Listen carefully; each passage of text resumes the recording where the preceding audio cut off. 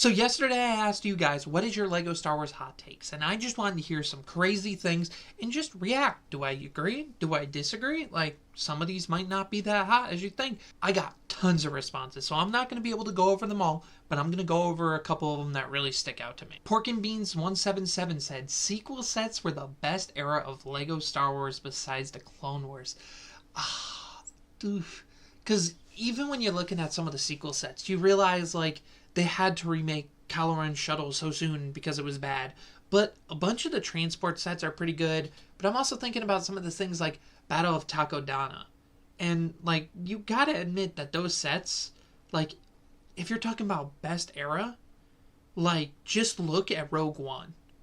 And, like, even Solo, I think, had, like, the Star Wars story sets, I think, had a better run than the sequel. Sequel sets were decent, but the best other than Clone Wars?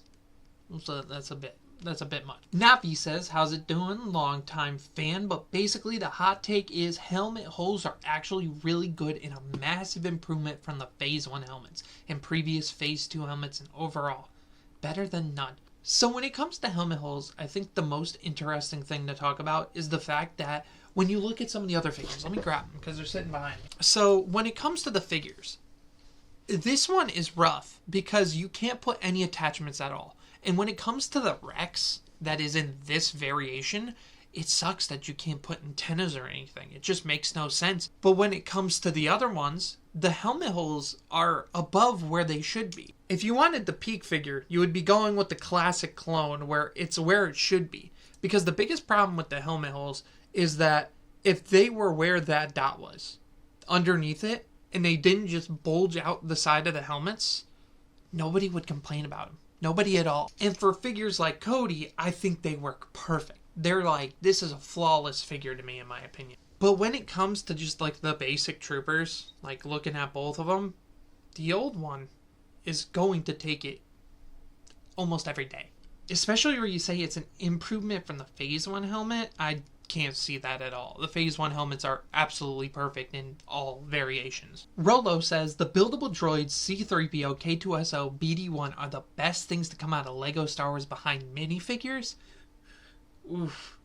Oh no. No, I can't agree with that one, man. You just look at some of the sets. Like, you're telling me, like, AT-ATs, gunships, like, there's issues with some of those sets you're talking about, especially like the K2SO. I thought the legs were too skinny, the head was too funny. I wasn't a huge fan of that one. And like, while you are kind of right about like the BD1 being great, I still don't think any of those sets are number one of each year, especially like considering UCS exists. Like, Jango's Slave 1 is better than every single set you listed there in every single buildable droid, period. And that's just a set that came out in 2025. But I can kind of see your second half being the best thing is the minifigures, because it's kind of hard to disagree with that one. Crafting Cole says, LEGO fans complain about LEGO not releasing certain ships, but the point of LEGO is that you can build anything with it, and there are a ton of alt builds for almost any ship constantly. Alt builds aren't the greatest answer to that, and when it comes to certain of those like sets you're talking about, like the Speeder Chase, like from 2002, we haven't gotten again. It's kind of a case where, like, yeah, you could go out of the way and build your own, but when it comes to being the most stable and the most play-friendly, it's LEGO's design, all the way. The biggest issue with alt builds is stability.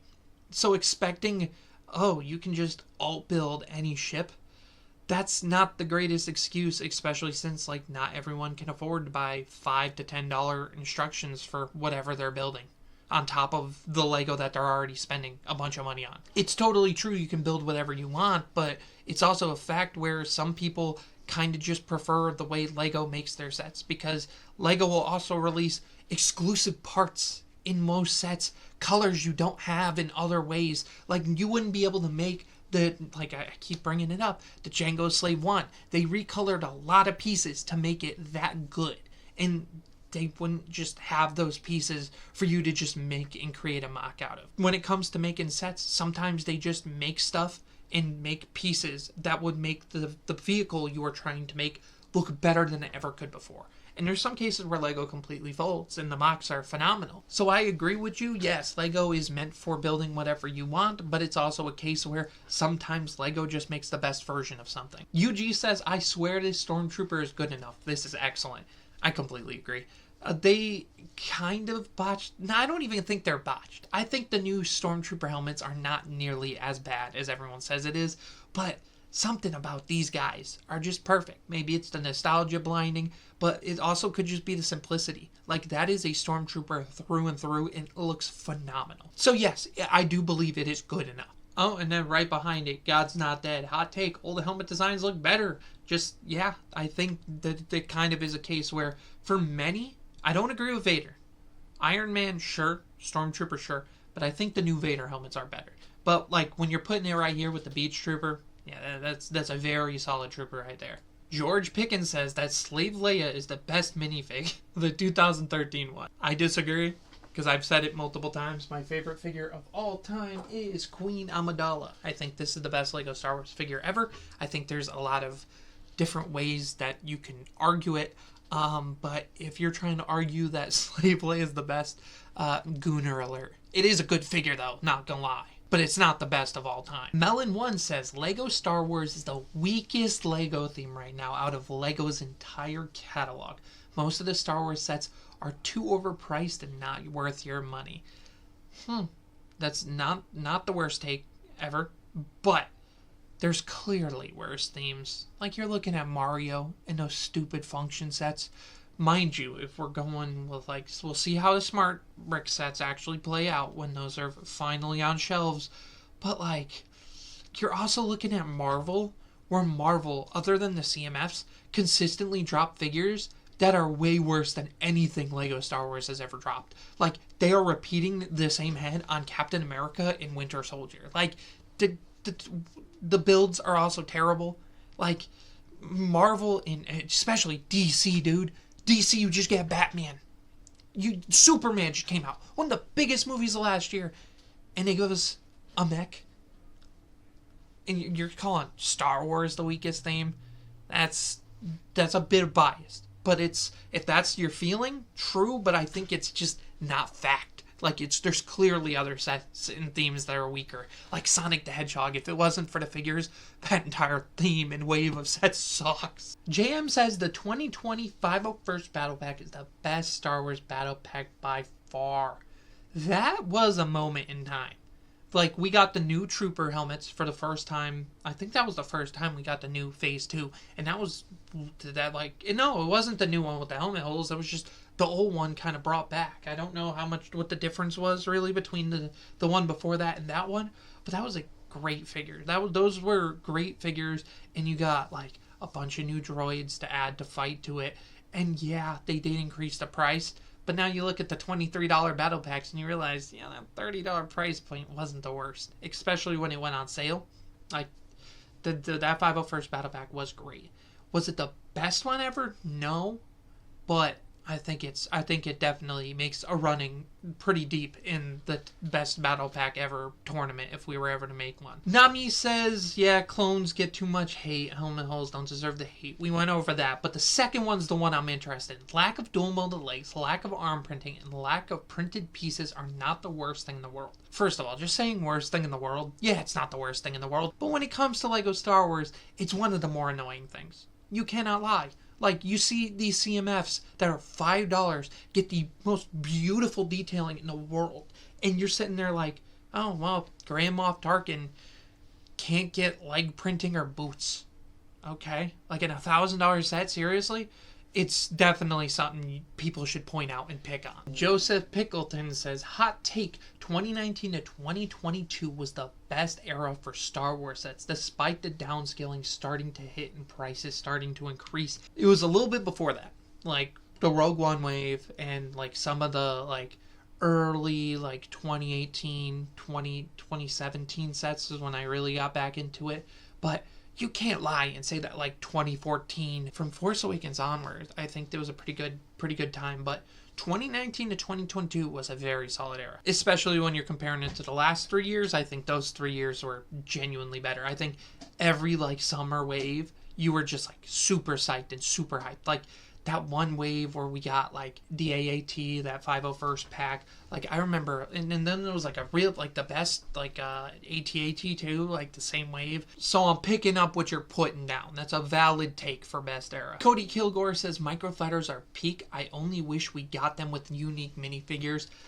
Facts. Hit the nail on the head there. I don't mind the microfighter of the Plo Koon, like Starfighter, because it came with a nice unique figure. But when you're giving me Mando and Grogu Starfighters, Boba Starfighter, or they gave them in like 6 sets and then just throw them in the microfighter, like, no. There was a good era there where you were getting exclusive figures in those microfighters, and those are indeed the best one. You're totally on about that. They're not bad. They are peak if they include a figure that is not seen in 50 other sets. Plobros Bricks says Commander Blight and the 327 troops are some of the best figures of the year. People are hating too much. I think they are hating too much. They are solid figures, but I don't know if either of them would end up in my top 10 figures of the year. Like, you're looking at Gingerbread Vader, the UCS Django, the 3 figures from the V19 Touring. Like, when you're looking at clones, the Galactic Marine is better than both of them. You know what I mean? Like, maybe you could be like, oh, I don't like the fact that the waist cloth isn't on the Galactic Marine, and that would make your 327th be better. But in turn, like, you guys complain about helmet holes, and guess what? The Galactic Marines don't got that. Plus Plo Koon, bro. Like, there's a couple. Your name is Plobros Bricks, and you didn't put Plo Koon, one of the best Jedi we've gotten in a while? Okay, if you say so. Roanoke Colonist, crazy name. He says, all of the midi-scale vehicles like the Falcon and the new AAT are bad.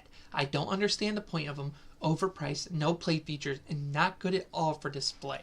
I disagree. Like, clearly they are good for display or else people wouldn't get them. Maybe you're thinking about the fact you love something display that's huge. And that's kind of my thought process too. But for people who don't have a whole lot of space, that Falcon is beautiful. Not everyone can fit a UCS Falcon or a Playscale Falcon and wherever they're shelved for desk setup. No play features, that's rough, but they're also labeled as 18+. They're not really meant to be play features. And no minifigures, sure, fair enough. And overpriced, yes they are. So there are downsides, and you are nailing some of the downsides, but I think you're forgetting, like, you're just completely lying about it not being good for display. I don't think any of those are bad for display. And then Real Andy Reid says, the UCS Venator is a bad set. The stickers look tacky because they don't color match. True. And there's surprisingly large gaps between the panels. Didn't know that because I don't own it. The long-term problem with the engine sagging is worse the longer you own the set. It's awful. The side turrets on the front are ridiculously fragile. The decision to make the bridge dark red instead of gray is also weird. Facts. Nothing wrong with it in terms of accuracy, but I just feel like an illogical choice. Worst UCS set of the 18+ era. I was never like the hugest fan of the Venator, but like, that's some pretty good debating skills. Some pretty good points there. I don't disagree because, like, if I was to get some of those UCS sets, the Venator is not the one I'd be putting at the top of my list. So you know what? Fair enough. But that's all we're going to do for today. I've been recording for 30 minutes. So like and subscribe if you want to see more hot take videos like this. I don't know when I'll do another one, but seems like we got some things to talk about. But otherwise, have a good one. Peace.